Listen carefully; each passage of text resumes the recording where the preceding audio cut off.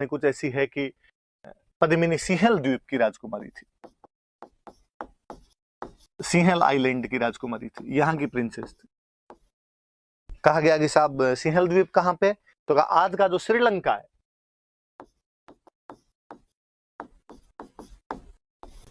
वहां की राजकुमारी थी। और यहाँ के कोई राजा थे गंधर्व सेन,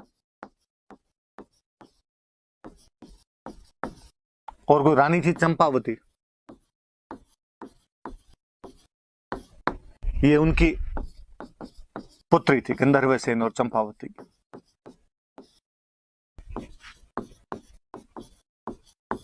फिर ऐसी कहानियां हैं कि यहाँ पे राजा रतन सिंह के पास में एक तोता आया, यार तोते के नाम तक वो अपने वाले तो और बता देते हैं कि हीरामन तोता था।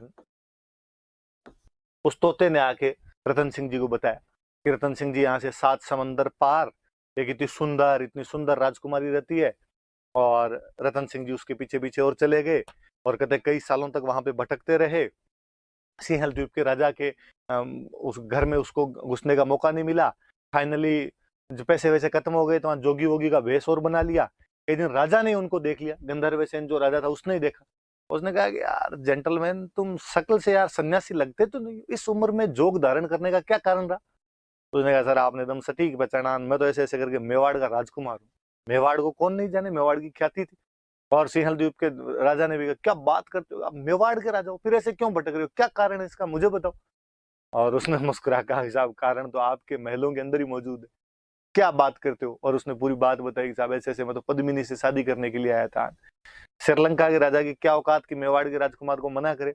हमारे भारत का नक्शा जब लेके आते हैं, भारत का जब मैप लेके आते हैं तो श्रीलंका का मैप फ्री के अंदर आ जाता है। तो उसने कहा साहब धन गड़ी धन भाग, आप मेरे राजकुमारी से शादी करना चाहते हो। और उसने कहते पद्मिनी से शादी कर दी। रतन सिंह जी यहाँ आ गए, हंसी खुशी अपना जीवन यापन कर रहे थे, यहाँ पे पद्मिनी के साथ रह रहे थे। फिर आगे कहानी और, रतन सिंह जी के दरबार में एक विद्वान व्यक्ति रहता था, राघव चेतन नाम था उसका। राघव चेतन नाम करके कोई विद्वान व्यक्ति थे, पंडित जी थे, पढ़े लिखे थे। और राघव चेतन ने एक दिन ऐसा कहते हैं कि पद्मिनी को देख लिया, और पद्मिनी को देखते वो मूर्छित होकर गिर गया। रतन सिंह को जब ये बात पता चली तो रतन सिंह ने कहा है यार ऐसे कैसे, किसी दूसरे की वाइफ पे, किसी दूसरे की रानी पे तुम ऐसी बुरी नीयत कैसे रख सकते हो। और राघव चेतन ने कहा कि अब हो गया सर, वो तो जो हो ही गया। रतन सिंह ने कहा नहीं, आज के बाद तो दिखना नहीं चाहिए, दिख गया तो देख लेना। राघव चेतन को बेइज्जती करके वहां से निकाल दिया। अब आपकी कोई बेइज्जती करके निकाल दी तो आप क्या करो। तो दुश्मन का दुश्मन हमेशा अच्छा दोस्त होता है। तो मेवाड़ वालों का दुश्मन कौन, खिलजी, क्योंकि उससे गुजरात जाते समय टैक्स वगैरह लिए हुए थे। राघव चेतन गया अलाउद्दीन खिलजी के पास, और अलाउद्दीन खिलजी को जाके उसने बताया, और उसने पूरी बात बताई। साहब ऐसे ऐसे पद्मिनी की सुंदरता के बारे में बताया, पद्मिनी पानी पीती है तो यहाँ से दिखता है, उसके कंठों से दिखाई देता है। और कहता है अलाउद्दीन खिलजी को जब ये बात पता चली तो अलाउद्दीन खिलजी ने यहाँ पे आक्रमण कर दिया था। ऐसी कई कहानियां क्यों दंतियां आपने चलती है कि ऐसी कोई बात भी थी, और मैं इसके बारे में और बात करूंगा। तो ये पद्मिनी के थोड़ा सा याद रखना कि अपने कोई क्वेश्चन पूछे तो कि भाई ये सिंहल द्वीप की राजकुमारी थी, और पिताजी का नाम गंधर्व सेन था, माताजी का नाम चंपावती था। अलाउद्दीन खिलजी को उसके बारे में कौन बताता है, तो अलाउद्दीन खिलजी को उसके बारे में किसने बताया था, तो राघव चेतन नाम के व्यक्ति ने बताया था। आगे की कहानी ये कहती है कि अलाउद्दीन खिलजी यहाँ पे आया, अलाउद्दीन खिलजी ने आगे यहाँ पे घेरा डाला, और आगे रतन सिंह को कहा कि मुझे तुम्हारी रानी पद्मिनी चाहिए। राजा ने कहा यार ऐसे कैसे हो सकता है, कोई वस्तु थोड़ी है कि एक तू रख ले और एक मैं रख लूं, या मेरे वाली तेरे को दे दी जाए, ये मेरी रानी है, तो ऐसे कैसे बात कर सकता है। तो अलाउद्दीन ने कहा मैं जबरदस्ती ले जाऊंगा। वापस उसी पॉइंट पे ही मैंने बताया कि चित्तौड़ का किला बहुत मजबूत था, जल्दी से अंदर नहीं घुस सकते थे, और कहते राजा ने अपना किला बंद करवा के राजा अंदर बैठ गया।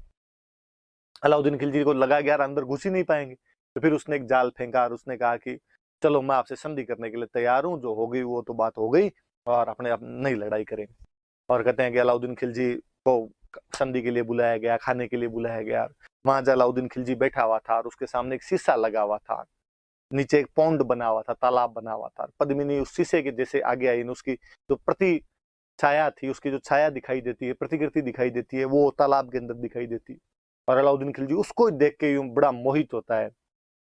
कहते हैं जब वापस अलाउद्दीन खिलजी जा रहा था तो रतन सिंह उसको सी ऑफ करने के लिए नीचे तक गया, उसको लगाया अब तो संधि हो ही गई। और नीचे जाते अलाउद्दीन खिलजी बड़ा घाघ आदमी था, जगीरा की तरह कमीनापन कूट कूट के भरा हुआ था उस आदमी। और उसने रतन सिंह को गिरफ्तार कर लिया, और उसने कहा कि जब तक मेरे पास पद्मिनी नहीं आएगी तब तक रतन सिंह को नहीं छोड़ा जाएगा। पद्मिनी के लेंगे। पद्मिनी जितनी सुंदर थी उतनी बुद्धिमान महिला थी। और ऐसा कहा जाता है कि पद्मिनी के एक भैया थे और उन भैया का नाम था गोरा। एक पद्मिनी का भतीजा था और उस भतीजे का नाम था बादल। दोनों आपस में भी काका भतीजा थे। पद्मिनी ने इनको बुलाया, इनको बुला के समझाई कि ये बात है, क्या किया जाना चाहिए। इन्होंने प्लानिंग की और प्लानिंग करके कहा कि ठीक है। अलाउद्दीन के पास मैसेज करवाया। अलाउद्दीन के पास मैसेज करके आगे पद्मिनी तुम्हारे पास आने के लिए तैयार है, पर पद्मिनी अकेली नहीं आएगी, उसके साथ में उसकी दासियां भी आएगी। उसने कहा कोई नहीं, ठीक है, आप तो भेज दो, दासियों को भी भेज दो। तो कहते हैं कि पद्मिनी जब जा रही थी तो रानी हमेशा पालकी के अंदर बैठ के जाती। 4 जने उठाते, वो कहार उठाने वाले होते। तो वो आगे की पालकी में तो पद्मिनी को बिठाया, पीछे की पालकी में जिनमें महिलाओं को बिठाना था उनके अंदर सारे के सारे शस्त्रधारी योद्धा बिठा दिए, सोल्जर्स बिठा दिए। वहां गए और नजदीक जाके वापस का कि पद्मिनी अंतिम बार रतन सिंह से मिलना चाहती। अलाउद्दीन का मिला दो यार, कैंप पड़ा कहीं पे साइड में, मिला दिया जाए इसको। और कहते हैं कि पद्मिनी वहां जब रतन सिंह के पास पहुंचे तो पद्मिनी जितनी सुंदर थे, जितनी बुद्धिमान थे, उतनी वीर महिला और थी। और उसने आसपास जो 5-7 बॉडीगार्ड खड़े थे उनको मार दिया और रतन सिंह को लेकर वहां से भाग गई। जब तक अलाउद्दीन खिलजी को नहीं समझ में आता कि हमारे साथ में धोखा हुआ है, वो लड़ने के लिए तैयार होते, इधर गोरा और बादल अपनी सेना लेके तैयार खड़े थे। कहते हैं गोरा और बादल उनके साथ लड़ाई करते हैं। गोरा तो उस लड़ाई में काम आ जाता है, वीर गति को प्राप्त हो जाता है, शहीद हो जाता है। बादल सेना को लेके वापस आ जाता है, किले के अंदर घुस जाते हैं। अब अलाउद्दीन को बड़ा गुस्सा है। अलाउद्दीन ने कहा हाँ हाँ ठीक किया आपने, तो रतन सिंह को लेके और चले गए। और आपने कहा अब तो मैं तुम्हें मार के ही जाऊंगा यहाँ से। और उसने कहते 8 महीने का घेरा डाल दिया था चित्तौड़ किले के बाहर। अब जब इतना लंबा घेरा चला तो किले के अंदर का अनाज और पानी समाप्त होने लग गया था, जो स्टोरेज थे वो खत्म होने लग गए थे। अपने यहाँ पे राजपूत राजाओं में एक और बड़ा जोरदार सी विशेषता हुआ करती थी कि जब भी किले का स्टोरेज खत्म हो जाए, जब भी फोर्ट का अन्न पानी समाप्त हो जाए, तो एक टर्म होती है साका। उस समय जो युद्ध किए जाते थे उन युद्धों को बोलते थे साका। अब कहा गया कि भाई अब 2 चीजें देखो। पहली बात तो ये कि ऐसा कब किया जाता, ये किले के अंदर बंद करने वाली व्यवस्था कब आती, जब ये लगता है कि दुश्मन की सेना बहुत बड़ी है, अपनी सेना कमजोर है, सीधी सीधी लड़ाई के अंदर डायरेक्ट यदि फाइट करेंगे तो उसके अंदर जीत नहीं पाएंगे। तो होता यह था कि दिल्ली वालों की फौज आ जाती थी 30,000 की, और इधर किले के अंदर कितने फौजी है, इधर फौजी बैठे 3,000 5,000 ऐसे फौजी बैठे। लगता है यार नहीं पार पड़ेगी, किले के गेट करो बंद, कितने दिन तक बाहर बैठे रहेंगे, जाना ही पड़ेगा। और ज्यादातर मामलों में होता था कि बाहर वाला बाहर से चला ही जाता। तो दिल्ली छोड़ के चित्तौड़ में रहना कई दिनों तक संभव नहीं हो पाएगा। आप अपनी कैपिटल को छोड़ के ज्यादा दिन तक दूर नहीं रह सकते। पर कई बार ऐसा होता है कि अगला रह जाता, अगले की पार पड़ जाती। अलाउद्दीन खिलजी 8 महीने रह गया। अब क्या किया जाए, तो अब का किले का तो पानी भी खत्म हो गया, किले का तो अनाज भी खत्म हो गया, भूखे मरेंगे। तो भूखे मरेंगे इससे अच्छा लड़के मतलब, तो लड़के मरेंगे तो अपने तो 3,000 है, सामने वाले 30,000 बैठे हैं, तो अपने तो मर जाएंगे, और अपने मर जाएंगे तो महिलाओं को और बच्चों को ये सब उठा के ले जाएंगे। का तो इसका एक तरीका किया जाए, अब अपने तो मरेंगे, परिवार की रक्षा के लिए क्या किया जाए, महिलाओं की रक्षा के लिए क्या किया जाए। तो जो महिलाएं हुआ करती थी वो खुद ही कहती तुम हमारी चिंता मत करो, हम जोहर कर लेंगे। एक टाइम है वापस सुनना, जोहर क्या होगा साहब जोहर के अंदर। तो महिलाएं जितनी भी हुआ करती थी वो अग्नि जलाती, और अग्नि के अंदर महिलाएं बैठ जाया करती थी, अपनी जीवन लीला समाप्त कर लिया करती थी, ताकि वो जो सोल्जर है उनको परिवार की कोई चिंता नहीं रहे। अब वो लड़े मरे, और अब वो जो सोल्जर होते थे, जब परिवार समाप्ति हो गया तो बंदे में और गुस्सा होता था, वैसे ही दुश्मन के खिलाफ लड़ने का गुस्सा हुआ करता था। अब वो केसरिये कपड़े पहनते और केसरी कपड़े पहन के बाहर लड़ने के लिए जाते। अब उनके जीवन का एकमात्र उद्देश्य अधिकाधिक संख्या में दुश्मन को मारना था, ज्यादा से ज्यादा, जितने ज्यादा हो सके उतने दुश्मन को मारना था, और मुंड पे टूट के पड़ता और वहां पे लड़ते हुए वीरगति को प्राप्त हो जाया करते थे। क्योंकि केसरिये कपड़े पहन के जाते थे इसलिए उस टाइम को बोलते थे केसरिया। तो 2 चीजें हो गई, एक तो हो गया जोहर और एक हो गया केसरिया, और इन दोनों की जो कंबाइंड फॉर्म होती थी उस कंबाइंड फॉर्म को बोलते थे साका। तो याद रखना, कभी कोई पूछ ले कि साके में 2 चीजें क्या क्या होती है, तो एक तो होता है जोहर, एक होता है केसरिया। अब अगला सवाल पूछेगा जोहर कौन करता है, केसरिया कौन करता है। तो जोहर किया जाता है महिलाओं के द्वारा, फीमेल, और केसरिया किया जाता है पुरुषों के द्वारा। और इन दोनों को मिला के क्या बोलते हैं। तो यहाँ पे जोहर किसने किया होगा, तो महिला कौन, तो रानी पद्मिनी। तो कहते रानी पद्मिनी ने अपनी 1600 अन्य रानियों के साथ, 1600 अन्य महिलाओं के साथ में जोहर किया। केसरिया किसने किया, तो केसरिया करने वाले रतन सिंह, राजा रतन सिंह और उनके सेनापति, क्योंकि गोरान तो पहले शहीद हो गए थे, तो ये बादल जीते लोग बचे हुए थे, इन सब ने मिलकर बाद में केसरिया कर ली। कई कहानियों में आता है कि नहीं, गोरा भी वापस आ गया था और गोरा बादल साथ में लड़ते हुए शहीद हुए थे, पर कुल मिला के सारे अलाउद्दीन खिलजी वाली उस लड़ाई के अंदर ही काम आ गए थे, उसके अंदर शहीद हो गए थे। तो ये चीज याद रखना। अब इसके लिए कहते हैं कि ये जो पद्मिनी और रतन सिंह वाला जो हुआ था, ये चित्तौड़ का पहला साका है। पहली बार चित्तौड़ के अंदर ये वाली जो प्रक्रिया, फायर बाथ वाली जो जौहर वाली प्रक्रिया थी, साके वाली जो प्रक्रिया थी, ये पहली बार इसी टाइम अपनाई गई थी। कब हुआ? तो बाकायदा तारीख है, 25 अगस्त 1303। ये याद रख लेना आपने कि चित्तौड़ का पहला साका कब हुआ, तो 25 अगस्त 1303 को हुआ था। किसने किया? तो रानी पद्मिनी के नेतृत्व में जौहर हुआ, रतन सिंह और गोरा बादल के नेतृत्व में केसरिया हुआ। इसको मिला के क्या बोलते हैं? साका बोलते हैं। अलाउद्दीन खिलजी जीत गया, लेकिन अलाउद्दीन खिलजी के सैनिक बहुत ज्यादा मरे। उसने किले पे कब्जा किया और किले पे कब्जा कर उसको लगा अब तो मैं पद्मिनी को उठा ही ले जाऊंगा, लेकिन अंदर आगे देखा कि महिलाएं तो पहले ही सब की सब अपने आप को अग्नि के अंदर झोंक चुकी थी। किले में केवल राख थी, किले में कुछ ही नहीं मिला और बौखलाया हुआ था अलाउद्दीन खिलजी। और उसने कहा कि जितने निर्दोष लोग बैठे हुए भाई, लड़ाई करने कौन जाएंगे? सैनिक। बाकी सामान्य किसान मजदूर, वो तो बेचारा अपने घर के अंदर बैठा हुआ था। उसने कहा सबको बाहर निकाला गया, सबको बाहर निकाला गया और वहां पे लोगों का नरसंहार किया गया, मैसेकर किया गया वहां पे, बहुत भयंकर वाला। 30,000 लोग कटवाए थे, कहते हैं अलाउद्दीन खिलजी। 30,000 लोगों का मैसेकर किया गया था वहां पे, कत्लेआम कर दिया गया, नरसंहार कर दिया गया। गुस्सा आया हुआ था उसको और उसने कहा कि अब चित्तौड़ मेरा है, अब उसको तो वापस जाना है, तो अब चित्तौड़ का क्या करेंगे? तो उसने कहा आज के बाद मेरा बेटा चित्तौड़ के अंदर रहेगा, और बेटे का नाम था खिजर खान। ये याद रखना। और उसके बेटे का नाम खिजर खान था, इसलिए कहा कि अब चित्तौड़ को मैंने बर्बाद कर दिया, लेकिन खिजर खान यहाँ पे रहेगा और खिजर खान इस चित्तौड़ को वापस आबाद करेगा। खिजर खान आबाद करेगा, इसलिए इसका नाम बदलकर उसने किया खिजराबाद।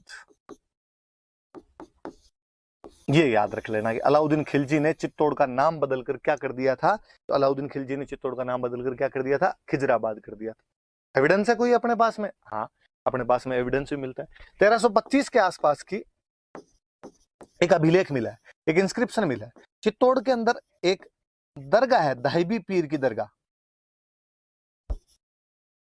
दरगाह तो समझते हो, मुस्लिम जो संत वगैरह हुआ करते थे, पीर मतलब संत हो गए, उनका जो पूजा का स्थान होता, उनका जो रहने का स्थान होता था, उसको दरगाह बोलते थे। एक दाहिबी पीर की दरगाह है और वहां का एक इंस्क्रिप्शन मिला है। मुस्लिमों के इंस्क्रिप्शन होते तो वो ज्यादातर पर्शियन लैंग्वेज में होते, फारसी में होते। एक पर्शियन इंस्क्रिप्शन मिला है और उसके अंदर चित्तौड़ का नाम अपने को खिजराबाद मिलता है। तो खिजर खान को दे के गया, इसलिए उसने चित्तौड़ का नाम बदलकर क्या कर दिया था? खिजराबाद उसने नाम कर दिया था। तो साके वाली बात, ये सब बातें याद रखना। अब यहाँ पे खिजर खान रहता है, कई साल तक खिजर खान रहता है। 1303 के आसपास देके चला गया था और लगभग 1312 के आसपास तक, 9 साल के आसपास तक या 9-10 साल तक यहाँ पे खिजर खान ने शासन किया था उसका। अब जब इतने साल तक रहेगा, कुछ ना कुछ वो भी काम करवाएगा। तो खिजर खान ने कई काम करवाए थे, ये वापस देख लेना थोड़ी सी बातें आप। साके वाली ये सब चीजें समझ लेना, हालांकि आपके नोट्स में लिखी हुई है, वहां पर और पल्ले पड़ जाएगी, लेकिन फिर भी याद रखना साका क्या होता है, कैसे किया गया था। मैंने कहानी आपको बता दी। अब जब खिजर खान यहाँ रहा तो खिजर खान ने क्या क्या किया वो देखते हैं अपने। देखो, खिजर खान को देके चले गए साहब, और नाम क्या कर गए इसका? खिजराबाद। और ये जानकारी अपने को कहां पे मिलती है? तो दाहिबी पीर की दरगाह।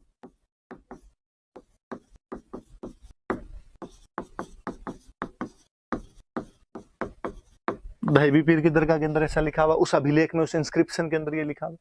खिजर खान यहाँ रहा तो एक तो चित्तौड़ के किले के पास एक नदी निकलती है, गंभीरी, एक रिवर है गंभीरी, याद रखना। आगे जब चित्तौड़ का किला पढ़ेंगे वापस ये बात काम आएगी, और हम पढ़ेंगे कि चित्तौड़ का किला कौन सी नदी के किनारे, तो गंभीरी नदी के किनारे। और उसने यहाँ पे एक ब्रिज बनवाया था, पुल का निर्माण करवाया था।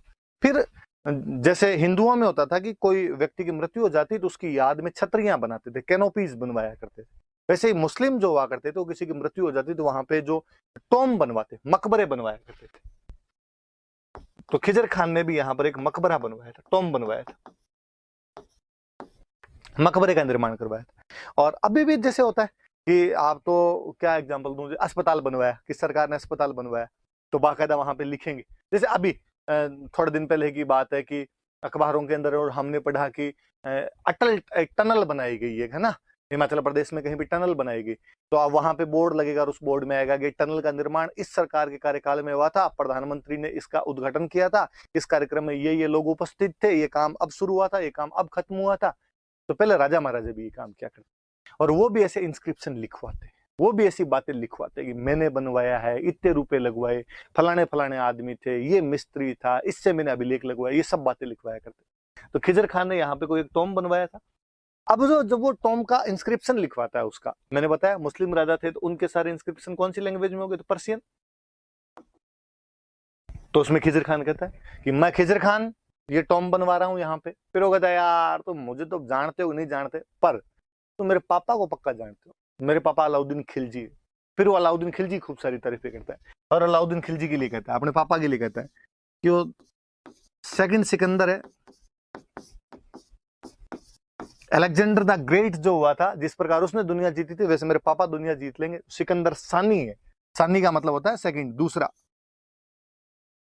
फिर वो और कहता है कि मेरे जो पापा है वो शेडो ऑफ गॉड है, ईश्वर की छाया है, हल्के में मतलब लेना भाई साहब। फिर वो और कहता है मेरे जो पापा है वो पूरी दुनिया की रक्षा करते हैं, डिफेंडर है, पूरी दुनिया के प्रोटेक्टर है। अब आपसे कोई पूछ ले कि राजस्थान पे कौन से एक इंस्क्रिप्शन से, कौन से स्थान के इंस्क्रिप्शन से अलाउद्दीन खिलजी को second Sikandar, shadow of God या डिवाइन शेडो और प्रोटेक्टर ऑफ वर्ल्ड कहा गया, डिफेंडर ऑफ वर्ल्ड कहा गया, तो याद रखना चित्तौड़ में का अभिलेख। अब अपने दिमाग में सब, चित्तौड़ में तो अलाउद्दीन खिलजी मरवा गया था लोगों को, चित्तौड़ में तो 30,000 बेकसूरों को कटवा के चला गया था, वहां पर उसके बारे में अभिलेख क्यों होगा? चित्तौड़ वाले राजाओं से तो उसकी बनती नहीं थी। तो उसका रीजन अपने पास ये याद रखना कि उसका बेटा था खिजर खान, उसने यहाँ पे 9-10 साल शासन किया था, और उसके चक्कर में वो जब लिखवाएगा तो बाप की तारीफें तो बेटा तो करेगा अपने आप। फिर मेरी कल वाली बात पे वापस जाना, मैंने बताया था कि राजा अपने आप को भगवान से जोड़ दिया करते थे। ये देख लो, संसार की रक्षा भगवान करता है, पर अभिलेख कहता है अलाउद्दीन खिलजी कर रहा है।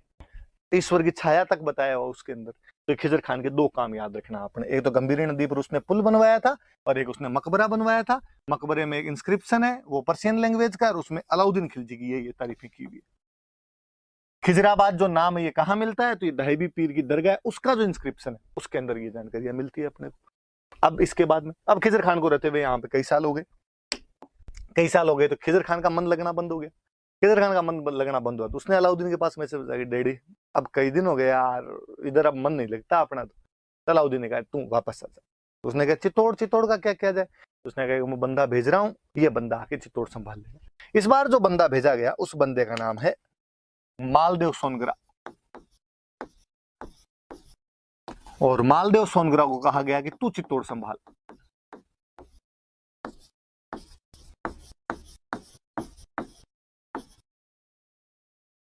इसको भेज दिया। मालदेव सोनग्रा के यूं बड़ी बड़ी मूछें और दाढ़ी थी, इसलिए इसका नाम पड़ गया मुछड़ा मालदेव, मूछों वाला मालदेव कहने लगे इसको। अब बात है ये कौन, मालदेव सोनग्रा कौन? मैं थोड़ा आगे पढ़ाऊंगा आपको, तब आपके दिमाग में आ जाएगा, या आपने कभी सुना होगा तो आ जाएगा। मैं थोड़ा सा बता देता हूँ। यहाँ अलाउद्दीन खिलजी ने जैसे 1303 में चित्तौड़ पर अटैक किया था, वैसे 1311 में वो जालोर पर अटैक करता है। और जालोर में एक राजा हुआ करता था कानड़ देव सोनग्रा। ये सोनग्रा चौहान होते हैं भाई, कानड़ देव सोनग्रा, और इसका बेटा था वीरम देव सोनग्रा। ये दोनों लड़ते हैं, और लड़ते हुए वो इनको भी दोनों बाप बेटों को साका करना पड़ता है। यहाँ पर भी 1311 में जालोर के अंदर साका होता है, और ये सब लड़ते हुए मारे जाते हैं। कहते मालदेव सोनग्रा उसके अंदर जिंदा बच जाता है। ये कानड़ देव सोनग्रा का भाई था, इसका ब्रदर था। कोई तो कहते हैं जिंदा बच जाता है, कोई कहते हैं कि नहीं कानड़ देव ने उसको पहले से ही बाहर निकाल दिया था। अब जालोर पे अलाउद्दीन खिलजी ने कब्जा कर लिया, पर मालदेव सोनग्रा बिगाड़ करे। वो अब जो अपनी छोटी मोटी जो भी आर्मी उसने बना रखी, वो आए अटैक करे, अलाउद्दीन खिलजी की सेना को नुकसान पहुंचाए। फाइनली ये दिन अलाउद्दीन खिलजी की सेना ने उसको पकड़ लिया, गिरफ्तार करके दिल्ली ले गए। तो उसका क्या चाहिए, तू क्यों डिस्टर्ब करता है हमें? उसने कहा यार हमारा राज्य जालोर था, तुमने हमारा राज्य छीन लिया। तो अलाउद्दीन ने उसको कहा देख तेरे को जालोर तो मैं दूंगा नहीं, पर मैं तेरे को और ढंग की जगह दे देता हूँ राजस्थान, तू उधर चला। कौन सी? तू चित्तौड़ चला। तो खिजर खान के बाद में अलाउद्दीन खिलजी ने चित्तौड़ किसी को दिया था, तो वो आदमी कौन था? तो मालदेव सोनग्रा। याद रह जाएगी बात। उसके बाद ये मालदेव सोनग्रा को दे दिया गया था। तो वो जो 1303 वाला आक्रमण था उसके प्रभाव ये है, उसके कारण ये है कि 1303 में आक्रमण किसने किया? अलाउद्दीन खिलजी ने। कारण क्या क्या थे? तो कारण मैंने बता दिए। अलाउद्दीन खिलजी की इंपीरियलिस्टिक पॉलिसी है, चित्तौड़ का स्ट्रेटेजिक और इकोनॉमिक इंपॉर्टेंस है, चित्तौड़ का इन्फ्लुएंस बढ़ रहा है। समर सिंह ने गुजरात जाते टाइम अलाउद्दीन खिलजी से टैक्स ले लिया, इसलिए अलाउद्दीन खिलजी के लिए प्रेस्टीज पॉइंट है, और अलाउद्दीन खिलजी कहीं ना कहीं रानी पद्मिनी को भी प्राप्त करना चाहता है। मैंने रानी पद्मिनी के बारे में आपको बताया कि वो सिंहल द्वीप की राजकुमारी मानी जाती है, गंधर्व सेन और चंपावती की पुत्री मानी जाती है। राघव चेतन ने उसके बारे में अलाउद्दीन खिलजी को जाके बताया था। अलाउद्दीन ने आक्रमण किया तो यहाँ पर अपने साका हुआ 1303 में 25 अगस्त को साका हुआ। ताकि फिर मैंने बताया दो बातें होती थी, एक होता था जौहर, एक होता था केसरिया। महिलाएं जौहर करती थी तो पद्मिनी, न केवल पद्मिनी बल्कि 1600 रानियों ने उसके साथ में जौहर किया, और रतन सिंह और गोरा और बादल उसके सेनापति थे, उनके नेतृत्व में यहाँ पर क्या कर लिया गया, केसरिया कर लिया गया था उनके नेतृत्व में यहाँ पे। और अलाउद्दीन खिलजी ने जब देखा कि अंदर कुछ ही नहीं मिला उसको, तो उसने 30,000 लोग कटवा दिए थे, चित्तौड़ पे कब्जा कर लिया था, नाम बदल के खिजर खान को दिया, इसलिए नाम बदल के खिजराबाद कर दिया। खिजर खान ने गंभीरी पर पुल बनवाया, एक मकबरा बनवाया, मकबरे के अंदर जो अभिलेख है उसमें अलाउद्दीन खिलजी की तारीफें की हुई। वहां पर चित्तौड़ में 1325 का दाहिबी पीर का अभिलेख और है, अलग एक फारसी का अभिलेख है, उसमें चित्तौड़ का नाम अपने को खिजराबाद मिलता है। खिजर खान के बाद में ये मालदेव सोनगरा को दे दिया था। मालदेव सोनगरा की बड़ी बड़ी मुछें थी, इसलिए उसका नाम क्या मिल जाता है, मुछड़ा मालदेव मिल जाता है। ये तमाम बातें हमने पढ़ी, और इसके बाद थोड़ी सी आगे और चलते हैं अपने। तो ये सारी जानकारियां 1303 वाले। अब अपने को जानकारियां मिलती कहां से, तो एक तो अलाउद्दीन खिलजी का एक कोर्ट स्कॉलर है, उसका एक दरबारी इतिहासकार है, उसके कोर्ट में एक स्कॉलर रहता था, आप सबने नाम सुना होगा, अमीर खुसरो। अमीर खुसरो नाम करके स्कॉलर हुआ है, एक विद्वान व्यक्ति हुआ है, उसके दरबार के अंदर रहा करता था। चित्तौड़ वाले हमले में साथ में था, मतलब आंखों देखा वर्णन है, लाइव कमेंट्री की इस बंदे ने। और इस बंदे ने किताब लिखी, खजाइन उल फुतूह है। खूब सारी किताबें, आप जब मिडाइवल पढ़ोगे तो और कई सारी किताबों के बारे में पढ़ेंगे, पर इसकी किताब है खजाइन उल फुतूह है, या उसका एक नाम और है तारीख अलाई। देखो, तारीख का मतलब होता है हिस्ट्री, अलाई का मतलब होता है अलाउद्दीन, तो तारीख अलाई मतलब अलाउद्दीन का इतिहास लिखा हुआ, अलाउद्दीन की हिस्ट्री लिखी हुई। और इसके अंदर वो इस आक्रमण के वर्णन करता है। 30,000 लोग कटवा दिए, ये खुद अलाउद्दीन का एक इतिहासकार है, वो लिख रहा है कि साहब 30,000 मारे थे वहां पे, मजा आ गया था हमें इन सबको मार के वहां पे। ऐसी कई बातें अमीर खुसरो ने लिखी। तो कोई आपसे पूछ ले कि कौन सी बुक है उसी टाइम की, कौन सी बुक है जो इस आक्रमण के बारे में बताती है, तो खजाइन उल फुतूह, नाम याद करना, ये फारसी नाम होते हैं। 2-3 बार जीभ से बोल के देखना, एक बार टंग पे चिपक जाएंगे, जीभ पे चिपक जाएंगे तो याद हो जाएंगे। 2-3 बार खजाइन उल फुतूह है, खजाइन उल फुतूह है, खजाइन उल फुतूह है बोलोगे तो याद हो जाएगा। तारीख ए अलाई एक उसका नाम, ये मैंने बता ही दिया। तारीख मतलब होता है हिस्ट्री, और अलाई का मतलब अलाउद्दीन, तो अलाउद्दीन का इतिहास नाम से हो जाता है। फिर वो जो मैंने अभी कहानी सुनाई थी आपको कि पद्मिनी सिंहल द्वीप की राजकुमारी थी, ये कहानी किसने लिखी, क्या लिखी, तो ये कहानी लिखने वाला आदमी है मलिक मोहम्मद जायसी। एक कवि हुए हैं मलिक मोहम्मद जायसी। अपने यूपी में एक जगह पड़ती है जौनपुर, अवध, अवध वाला जो इलाका, अयोध्या के आसपास का इलाका है, वहां के कवि मलिक मोहम्मद जायसी। आगे बढ़ेंगे हम शेरशाह सूरी। शेरशाह सूरी के कंटेम्प्ररी एक ये पोइट हुए थे, और इन्होंने ये पद्मावत नामक एक बुक लिखी थी अवधी लैंग्वेज में, चूंकि अवध के थे तो अवधी लैंग्वेज में 1540 की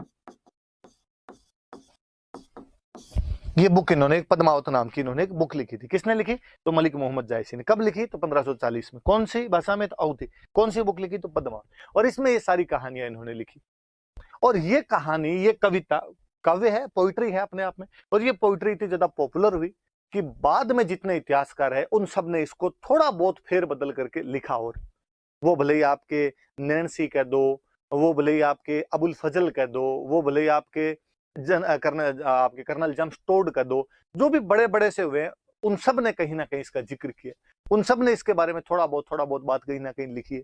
एक सूर्यमल मिशन अपने जो इतिहासकार में वो डिनाई जरूर करते हैं इसको, निजाब फर्जीवाड़ा है क्या तुम्हारा, बाकी किसी ने नाम चेंज कर दिया, किसी ने कहानी चेंज कर दी, बाकी ऐसी बातें सबने जरूर लिखी। इतनी पॉपुलर चीज हुई थी।